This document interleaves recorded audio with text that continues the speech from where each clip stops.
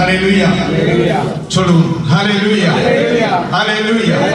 கர்த்தர் நல்லவர். இந்த நாளிலும் ஆண்டவருடைய வார்த்தையை தியானிக்க கடந்து வந்திருக்கிற யாவரையும் ஆண்டவராகிய இயேசு கிறிஸ்துவுடைய விலையேறப்பட்ட நல்ல நாமத்தில் வாழ்த்துகிறேன், வரவேற்கிறேன். ஒரு நிமிஷம் தலைகளை தாழ்த்தி சொல்லிப்போம் கர்த்தரை நோக்கி. கல்வாரி மலை மேலே காயப்பட்ட இயேசுவை பார். கல்வாரி மலை மேலே காயப்பட்ட இயேசுவை பார். கரம் பிடித்து அழைக்கின்றார், உன்னை கரம் பிடித்து கண்ணீரோடு ஓடி வா, நீ மனம் திரும்பி ஓடி வா. நல்ல ஆண்டவரே, இந்த மகிமையான நல்ல நேரத்துக்காக ஸ்தோத்திரம். ஆண்டவரே, உங்களுடைய வார்த்தைகளை நாங்கள் தியானிக்கிறோம். அடியனை உடைய சிலுவை நிழலிலே மறைத்து கர்த்தாவே நீர் வெளிப்படும் நாங்கள் கேட்கிறோம். உங்களுடைய வார்த்தைகளை கொண்டு எங்களை ஆசீர்வதித்து அனுப்பும். மகிமை எல்லாம் உமக்கு அப்பா, இயேசு கிறிஸ்துவின் மூலம் செபிக்கிறோம் நல்ல பிதாவே. ஆமென். ஹalleluya ஹalleluya ஹalleluya. மீண்டும் ஒரு முறை உங்களை யாவரையும் இந்த நாளிலே கர்த்தருடைய சமூகத்திலே கடந்து வந்திருக்கிற தேவ பிள்ளைகளை வாழ்த்துகிறேன், வரவேற்கிறேன். கர்த்தர் நம்மை யாவரையும் ஆசீர்வதிப்பாராக. நான்கு தேவனுடைய பிள்ளைகளே, நான் இந்த நாளிலே மத்தேயு சுவிசேஷம் 27:46 சொல்லப்பட்டது போல நான்காம் வார்த்தையை பற்றி ஒரு சில வசனங்களை காரியங்களை முன் ஞாபகப்படுத்தி விட்டு போக நான் கடந்து வந்திருக்கிறேன். அதற்கு முன்னதாக ஒரு சில காரியங்களை உங்கள் முன் வைக்க விரும்புகிறேன். யோவான் சுவிசேஷம் 3:13 அந்த வசனத்தை ஒரு வாசிக்க முடியாது கேட்டுக் கொள்கிறேன். யோவான் 3:13. பரலோகத்தில் இருந்து இறங்கினவரும் பரலோகத்தில் இருக்கிறவருமான மனுஷகுமாரனே அல்லாமல் பரலோகத்துக்கு ஏறினவர் ஒருவனும் இல்லை. ஹalleluya ஹalleluya.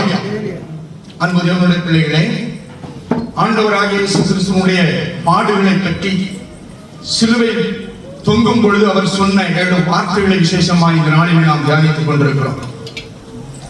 மத்தேயு சுவிசேஷம் 27:46 சொன்னது போல, என் தேவனே என் தேவனே என்னை கைவிட்டீர் என்று ஏலி ஏலி லாமா சபக்தானி என்று சொல்லப்பட்ட அந்த வாசனத்தை நாம் வாசிக்கிறோம். ஆண்டவர் பரலோகத்தில் இருந்தவர் தாழ்வில் இந்த பூமியிலே வந்து ஏன் இவ்வளவு பாடுகளை சகிக்க வேண்டும், பாடுபட வேண்டும், தன்னையே அந்த சிலுவையிலே இவ்வளவு அந்தக்கேடு அடையத்தக்க அளவிலே அவர் பாடுபட்டு நொறுக்கப்பட வேண்டும் என்பதை சற்று நாம் சிந்திக்க வேண்டும். ஆண்டவர் இயேசு கிறிஸ்து சிலுவையிலே அடிக்கப்பட்டு நொறுக்கப்பட்டு மரித்து அடக்கம் செய்யப்பட்டு 3ஆம் நாள் உயிர்த்தெழுந்து உயிரோடு எழும்பி போனார். இன்னும் திரும்ப வருவார் என்று நாம் விசுவாசிக்கிறோம். ஆனால் ஆண்டவர் ஏன் இந்த பாடுகளுக்குள்ளாக வேண்டும் என்பதை நாம் சிந்திக்க வேண்டும். எங்க இருந்தவர், ஏன் வந்தார், எதற்காக வந்தார், ஏன் இந்த பாடுகள் அவர் பட வேண்டும் என்பதை நாம் சிந்திக்க வேண்டும். அப்போஸ்தலனாகிய பவுல் சொல்லுகிறார், அவருடைய பாடுகளை மரணத்தையும் நாங்கள் சுமந்து திரிகிறோம் என்று சொல்லுகிறார். ஆண்டவரை ஒரு நாள் மாத்திரம் இந்த 7 வார்த்தைகளை தியானித்து கடந்து போவதல்ல, மாறாக 24 மணி நேரமும் நம்முடைய வாழ்நாள் முழுவதும் அவருடைய பிறப்பு, அவருடைய இறப்பு, அவருடைய பாடுகள், அவருடைய மரணம், அவருடைய உயிர்த்தெழுதல், அவருடைய வருகை இந்த இதயத்தில் எப்பொழுதும் தட்டி கொண்டிருக்க வேண்டும். ஹalleluya. நம்மோடு பேசிக் கொண்டிருக்க வேண்டும். ஹalleluya. இதை நீங்கள் சகரியாவின் புத்தகத்திலே 13ஆம் அதிகாரம் 1ஆம் வசனத்திலே பார்க்க ஒரு வாசிக்கலாம். சகரியாவின் புத்தகம் 13:1. பாவத்தையும் அழுக்கையும் நீக்க தாவீதின் குடும்பத்தாருக்கும் எருசலேமின் குடிகளுக்கும் திறக்கப்பட்ட ஒரு ஊற்று உண்டாயிருக்கும். ஹalleluya ஹalleluya. நன்கு தேவனுடைய ஜனமே, அந்த நாட்களிலே ஏதேன் தோட்டத்திலே ஆதாம் எப்படி பாவத்திலிருந்து விழுந்து தேவ கிருபையை அற்று மகிமையற்றவர்களாய் போனார்களோ அதை போலதான் மனுக்குலம் போய்கொண்டிருந்தது. அதற்கு ஒரு முடிவில்லை. அதற்கு முடிவு கட்ட வேண்டுமானால், நித்தியம் வேண்டுமானால், நித்திய ஜீவன் வேண்டுமானால், பாவங்களினாலும் அக்கிரமங்களினாலும் மரித்தவர்களாக இருந்த நமக்கு ஒரு மீட்பு வேண்டுமானால் இயேசு இந்த காரியங்களை செய்தே ஆக வேண்டும். ஏனென்றால் பலி செலுத்தி நிவர்த்தி செய்வதற்கு இந்த பூமியிலே ஒன்றும் இல்லை, பரிசுத்தம் உள்ளது. தேவன் விரும்புகிற பரிசுத்தமான வஸ்து அல்லது ஒரு பொருள், காணிக்கை பொருள் ஒன்றுமே பலிபீடத்தில் கொடுக்க தகுதி இல்லாத இருந்தது. ஹல்லேலூயா. இதை நீங்கள் எபேசியர் 5:2 வாசிக்க முடியும். அவர் பலியாகவும் காணிக்கையாகவும் தன்னை தான் ஒப்புக் கொடுத்தார். இயேசு கிறிஸ்து பலி பொருள், அவருக்கு ஒரு பலி பொருள் தேவைப்பட்டது. அதைத்தான் வேதம் கூறுகிறது. பிள்ளைகள் மாம்சமும் இரத்தமும் உடையவர்கள் ஆனபடினாலே அவரும் மாம்சமும் இரத்தமும் உடையவர் ஆனார். ஹல்லேலூயா. சங்கீத புத்தகம் 22:1 இந்த தீர்க்க தரிசனமாக இதே வசனம் எழுதப்பட்டிருக்கிறது. வாசியுங்கள். சங்கீதம் 22:1. என் தேவனே ஏன் என்னை கைவிட்டீர்? என்னை ரட்சியாமலும். வாசியுங்கள்.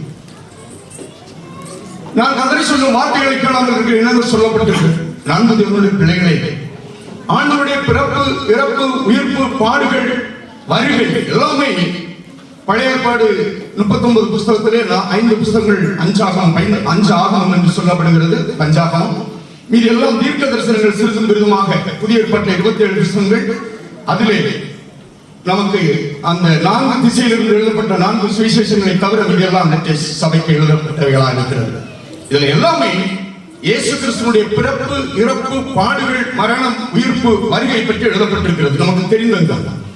ஆனால் ஆண்டவர் உங்களையும் என்னையும் ரட்சிக்கும்படி, நம்முடைய பாவங்களை அவர் சுமந்து தீர்க்கும்படி அங்கே சிலுவையிலே தொங்குகிறார். சிலுவையிலே தொங்கும் பொழுது இந்த 4வது வார்த்தை, ஆண்டவர் உலக ஜனங்களுடைய பாவத்தை சுமந்து தீர்க்கிற தேவ ஆட்டுக்குட்டி என்று யோவான் சொல்லுகிறார். உலகத்தில் இருக்கிற சகல ஜனங்களுடைய பாவங்களை சுமந்து பாரத்தோடு சிலுவையில் நிற்கும் பொழுது இயேசு பாவிகளில் ஒருவனை போல் பரலோகம் காணப்படுகிறது. ஹல்லேலூயா. ஹல்லேலூயா. 3 மணி நேரம் அந்தகாரத்தில் இருக்கிறது பூமி. பாரம் சுமந்தவராய் உங்களுக்காக எனக்காக நித்திய ரட்சிப்பை தரும்படி உங்கள் பாவங்கள், என் பாவங்கள், உலகத்தின் சகல ஜனங்களுடைய பாவங்களை சுமந்தவராக நிற்கும் பொழுது பிதாவான தேவன் இவரை பார்க்கும் பொழுது பார்க்க முடியவில்லை. இதை நீங்கள் இன்னும் ஆழமாக சிந்திக்க வேண்டுமானால் ஏசாயா தீர்க்க தரிசன புஸ்தகம் 53ஆம் அதிகாரம், அதிலே 1 முதல் 12 வசனங்கள் இருக்கின்றன. அதிலே 2 முதல் நீங்கள் 12 வரை வாசித்தால் அநேக காரியங்களில் அந்த வார்த்தையில் அடங்கியிருப்பதை பார்க்க முடியும். அதில் ஒரு வசனத்தை நீங்கள் வாசிக்க கேட்டுக்கொள்கிறேன். ஏசாயா 53:3 வாசிங்கள். அவர் அசட்டை பண்ணப்பட்டிருந்தும் மனுஷரால் புறக்கணிக்கப்பட்டவரும் துக்கம் நிறைந்தவரும் மாடு அனுபவித்தவருமாய். அப்போ நண்பு தேவனுடைய பிள்ளைகளே, ஆண்டவராகிய இயேசு கிறிஸ்து பாவத்தையும் சாபத்தையும் சகலத்தையும் உங்களையும் என்னை நீதிமான்களாக்கி அவருடைய பிள்ளைகளாய் மாற்றி பரலோகத்தில் கொண்டு போவதற்காக சகலத்தையும் சுமந்து தீர்த்து நிற்கும் பொழுது மனிதனே அவரை பார்க்க முடியாமல் முகத்தை மறைத்துக் கொண்டு வந்து ஏசாயா 53:3 இப்ப வாசிச்சு அப்படித்தான் இருக்கு. ஹல்லேலூயா. வசனத்தை போடுங்க. ஹல்லேலூயா. துக்கம் நிறைந்தவரும் பாடுவதுமாய் இருந்து அவரை விட்டு நம்முடைய முகங்களையே நம்ம மறைச்சோமா? வேதம் சொல்வது பூரண அளவுள்ளவர் 10,000ங்களில் சிறந்தவர் என்று. அப்படிப்பட்ட சர்வ வல்லமையுள்ள ஆண்டவர் உங்களுக்காக எனக்காக அடிக்கப்படுகிற ஆட்டை போல பலி பொருளாய் வெளியா எங்க பலி கொடுக்கும் பொழுது நம்முடைய மனுக்குலத்தினுடைய சகல பாவத்தையும் சுமந்து நிற்கிறவராய் நிற்கும் பொழுது மனிதன் கூட பார்க்க முடியாத அந்த கேடடைந்தார் என்று பார்க்கிறோம். அவ்வளவு அவருடைய சரீரம் ஒரு விரல் கேட்காம கிழிக்கப்பட்டு, நொறுக்கப்பட்டு, அடிக்கப்பட்டு, உதைக்கப்பட்டு, குத்தப்பட்டது. நாம் கூட அவரை பார்க்கிறதுக்கு மனுஷ முகரூபம் இல்லாமல் நம்முடைய முகத்தை விட்டு மறைத்தோம் என்று வேதம் சொல்லுது. அப்போ பரலோக பிதா இவரை பார்க்கும் பொழுது எப்படி பார்க்க முடியும்? அதைத்தான் 3 மணி நேரம் பூமி எல்லாம் அந்தகாரப்பட்டு பார்க்க முடியல. உங்களையும் என்னையும் நித்தியத்தில் கொண்டு போவதற்காக, உங்களையும் என்னையும் பரிசுத்தப்படுத்தி சுத்திகரித்து கொண்டு போவதற்காக நம் அனைவருடைய பாவங்களையும் தன்மேல் சுமந்தவராக நிற்கும் பொழுது பரலோகம் இவரை பார்க்க முடியும். வேதம் சொல்லுகிறது, பாவத்தை பாராத சுத்த கண்ணர். பிலாத்து ஜட்ஜ்மெண்ட் பண்ணும் பொழுது, தீர்ப்பு சொல்லும் பொழுது பிலாத்துடைய மனைவி சொல்லுகிறாள், நான் தரிசனத்தில் இரவுலே பார்த்தேன், அவரை தீர்ப்பு செய்யாத தேவையில்லாமல் அவர் நீதிமான். யூதாஸ் காரியத்தை சொல்லுகிறார், குற்றமில்லாத இரத்தத்தை நான் காட்டி கொடுத்தேன் என்று 4 கொண்டு மரித்தான் என்று இருக்கிறது. ஹல்லேலூயா. மார்க் 16:28 அக்கிரமக்காரர்களில் ஒருவனாக எண்ணப்பட்டார் என்கிற வேத வாக்கியம் நிறைவேற வேண்டும். ஹல்லேலூயா. முதல்ல சொன்னது போல பழைய ஏற்பாடு முதல் புதிய ஏற்பாடு வரைக்கும் கர்த்தரை பற்றி உள்ள சொன்ன வேத வாக்கியம், அந்த பிரமாணங்கள், அந்த தீர்க்க தரிசனங்கள் நிறைவேற வேண்டும். அதற்காக இயேசு பாவம் சுமந்தவராய் நிற்கிறார். அப்பொழுது பரலோக தேவன் பார்க்கும் பொழுது இவரை பரிசுத்தமாக காணவில்லை, பாவிகளில் ஒருவனை போல நம்ம எல்லோருடைய பாவங்களை சுமந்தவராய் அங்கே நிற்கிறார். ஹல்லேலூயா. ஹல்லேலூயா. தேவ பிள்ளைகளே, வேத வாக்கியம் நிறைவேற வேண்டும். அதுபோல 1 கொரிந்தியர் 15:3 வேத வாக்கியங்களின்படி நமது பாவங்களுக்கு அவர் மன்னிக்க வேண்டும். அவர் பாவத்தை சுமந்து அங்கு வெளி செலுத்த வேண்டும், தன்னையே மாய்த்து கொள்ள வேண்டும். பாவத்தின் சம்பளம் மரணம், பாவம் செய்கிற ஆத்மா சாபம். உங்களையும் என்னையும் நித்தியத்திலே கொண்டு போவதற்காய், பாவம் இல்லாத பரிசுத்த பிள்ளைகளாய் அங்கே கொண்டு நிறுத்துவதற்காய், நம்முடைய அனைவருடைய பாவத்தையும் சாபத்தையும் அக்கிரமத்தையும் அழுக்கையும் தன்மேல் போட்டுக்கொண்டு அங்கே வெளி செலுத்துகிறார், மரிக்கிறார். அவர் இயேசு கிறிஸ்துபடி பாடுபட்டு நம்முடைய பாவத்தையும் சாபத்தையும் அழுக்கையும் ஏற்றுக்கொண்டு அங்கு வெளி செலுத்தவில்லை என்றால், மரிக்கவில்லை என்றால், உங்களுக்கும் எனக்கும் இந்த மனுக்குலத்துக்கு ரட்சிப்பில்லை, நித்தியம் இல்லை, விசுவாசம் இல்லை, நம்பிக்கை இல்லை, ஜீவவழி இல்லை, ஜீவ மார்க்கம் இல்லை. ஹல்லேலூயா. ஹல்லேலூயா. அதே 1 கொரிந்தியர் 15:4 வேத வாக்கியத்தின்படி, முன்னோர்கள் உரைக்கப்பட்ட தீர்க்க தரிசனத்தின்படி அவர் 3ஆம் நாளில் உயிர்த்தெழ வேண்டும். 2 கொரிந்தியர் 5:15 அவர் எல்லாருக்காக மரித்தார் என்று நிதானிக்கிறோம். ஒருவருக்காக மட்டுமல்ல, யூதர்களுக்காக மாத்திரமல்ல, மனுக்குலத்திற்கு அத்தனை பேருக்கு, இயேசு கிறிஸ்து வருகிற செகண்ட்ல பிறக்கிற குழந்தைக்கும் அவர் மரித்திருக்கிறார் பாவங்களுக்காக. அவர் எல்லாம் செய்து முடித்து விட்டார். ஏற்றுக்கொள்கிறவர்களுக்கு அதனுடைய முடிவு நித்திய ஜீவன். ஹல்லேலூயா.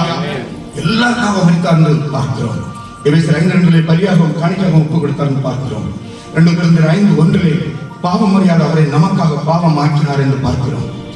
ரோமர் 14:9 பார்க்கிறோம், அவர் மரித்தும் பிழைத்தும் உயர்த்தும் இருக்கிறார். அநேக காரியங்களை தியானிக்க முடியும். இந்த நிமிடத்தில் ஒன்றும் கர்த்தரை அதிகமாக தியானிக்க முடியாது. வெள்ளடி கேட்டு விட்டது. நான் கிளம்புகிறேன். நன்றியுடைய பிள்ளைகளே, கர்த்தருடைய பாடுகள் எதற்காக, ஏன் இந்த இடத்தில் அவர் வர வேண்டும் என்பதை ஒவ்வொரு நாள் நாம் தியானித்து வசனத்துக்கு ஒப்பு கொடுத்து அவரை நோக்கி, தாவீது சொன்னவரை, கர்த்தர் என் கண்மன் நிறுத்தி உள்ளேன், அவர் என் வல பக்கத்தில் இருப்பார், நான் அசைக்கப்படுவதில்லை என்று சொல்கிறார். இப்படி விசுவாச அறிக்கை செய்து வாழ்வோம். கர்த்தர் இந்த வார்த்தைகளை ஒன்று ஆசீர்வதிப்பார்.